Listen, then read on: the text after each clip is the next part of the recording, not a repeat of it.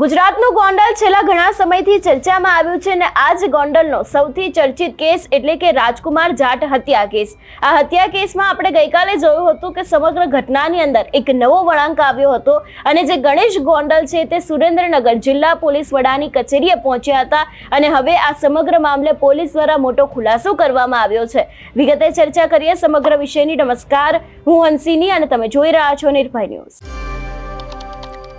રાજકુમાર જાટ હત્યા કેસની અંદર આપણે જોતા આવ્યા છે કે ઘણા બધા વળાંકો આવ્યા, પરંતુ ખાસ કરીને જે રીતે અત્યારે હાલ માહિતી સામે આવી રહી છે એ રીતે રાજકોટ જિલ્લાના ગોંડલના ચકચારી રાજકુમાર જાટ કેસમાં તપાસનો ધમધમાટ શરૂ થયો છે। ગોંડલના પૂર્વ ધારાસભ્ય જયરાજસિંહ જાડેજાના પુત્ર ગણેશ ગોંડલ છે તે સુરેન્દ્રનગર જિલ્લા વડાની કચેરી ખાતે પહોંચ્યા હતા અને રાજકુમાર જાટ હત્યા કેસની તપાસ સુરેન્દ્રનગર જિલ્લા પોલીસ વડા પ્રેમસુખ ડેલુને સોંપવામાં આવી હતી અને પૂછપરછ માટે જિલ્લા વડા જે પોલીસ વડા કહી કે ત્યાં ગણેશ ગોંડલને બોલાવવામાં આવ્યા હોવાની માહિતી સામે આવી હતી અને રાજકોટ જિલ્લાના ગોંડલમાં જે યુવક રાજકુમાર જાટના મોત મામલે પીડિતા પરિવાર હાલ પણ ન્યાય માટે ઝંખી રહ્યો છે અને મૃતક રાજકુમાર જાટના પિતા છે એ આ કેસમાં સીબીઆઈ તપાસ થાય તે માટે અગાઉ પણ કોર્ટમાં અરજી કરી ચૂક્યા છે। ત્યારે હવે આ કેસમાં તપાસનો ધમધમાટ શરૂ થયો છે અને ખાસ કરીને સુરેન્દ્રનગરના જે એસપી છે પ્રેમસુખ ડેલુને તેની તપાસ સોંપવામાં આવી છે અને જ્યારે ગણેશ ગોંડલ છે એ પણ સુરેન્દ્રનગર જિલ્લા પોલીસ વડાની કચેરીએ પહોંચ્યા હતા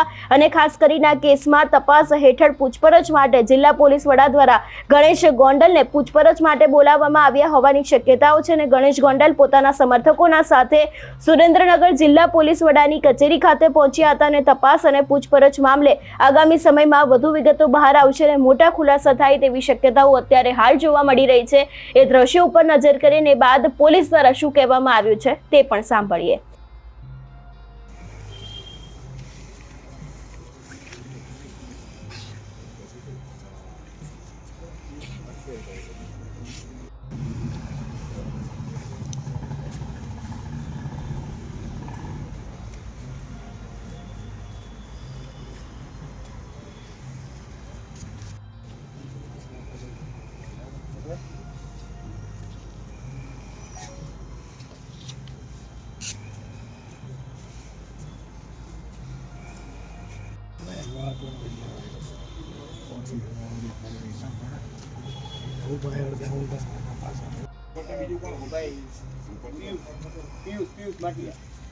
અને પછી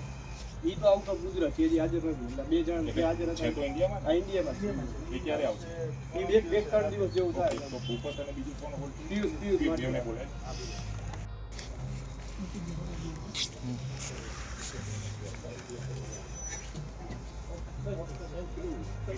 એક દિન કોણ નથી એના પોતાના સિસ્ટમ ના ભૂપત ક્યાં બોલાવીને જ રાખશે ક્યાંક હોલ્ડ થયા છે નંબર પ્લેટ દેખાય એવું લેવું બધું ખબર પડે કે અહીંયાની ગોંડલની ગાડી બધું કરી લઉં। હવે રિક્ષા આવશે ખાલી કોઈ ગાડી।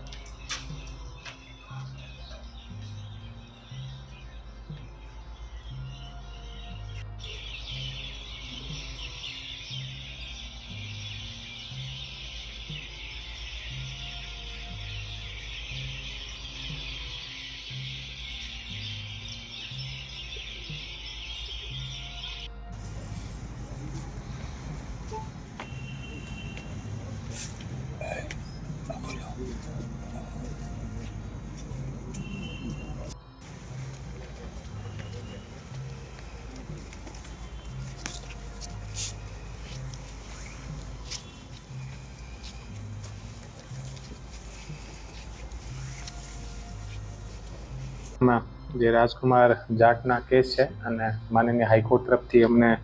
તપાસનું સુપરવિઝન મળેલ છે, તો તપાસ કરનાર અધિકારી જેડી પ્રોય સાથે મળીને અને જે તપાસથી સંબંધિત જે તમામ લોકો છે આના પહેલાં અને આજે વધારેના જે સ્ટેટમેન્ટ છે એ લેવાના ચાલુ છે। અને રાજકુમાર જાટનો જે કેસ છે અમે ટોટલ 3 FIR છે। એ ગોંડલના બી ડિવિઝન જે પોલીસ સ્ટેશન છે ત્યાં ગુમની જાણવા જોગ છે અને એક ગોંડલ બી ડિવિઝન જે પોલીસ સ્ટેશન છે ત્યાં એક NC ગુનો દાખલ છે અને એક રાજકોટ શહેરનો જે કુવાડવા જે રોડ પોલીસ સ્ટેશન છે ત્યાં આની ગુનો નંબર 116/2025નું ફેટલ દાખલ થયેલો છે. આ ગુનાને તપાસ કામ તમામ જે લોકો છે અને અત્યારે બોલાવેલા છે અને આ જે કેસ છે આ કેસથી સંબંધિત જે તમામ વસ્તુ છે એ ડીવાયએસપી સાથે બેસીને અને આના તમામ જે અલગ અલગ જે પાસા છે આ પાસાના ચેક કરવામાં આવ્યા છે અને આ સંબંધિત ચર્ચા કરવામાં આવી છે અને આ તપાસ અત્યારે આગળ ચાલુ છે અને માનનીય હાઈકોર્ટ જે છે ત્યાં 10 તારીખના રોજ આ તપાસની જે પ્રોગ્રેસ રિપોર્ટ છે આ ત્યાં સબમિટ કરવામાં. આજના દિવસમાં ટોટલ 13 શખ્સ જે છે અને અલગ અલગ રૂપથી બોલાવેલા છે અને આ લોકોના પહેલાં પણ આઈઓ દ્વારા ગોંડલ જઈને અને તમામ જગ્યાએ સ્ટેટમેન્ટ લેવામાં આવ્યા છે અને વધારેની પૂછપરછ કરવા માટે પણ આજે અહીંયા બોલાવવામાં આવ્યા છે અને આ કેસમાં જ્યાં સુધી અમે લોકોને જરૂર પડશે ત્યાં સુધી અલગ અલગ એ લોકો અને આ સંબંધી જે અલગ અલગ લોકો છે આ તમામ લોકોથી પૂછપરછ કરાવતી રહેશે.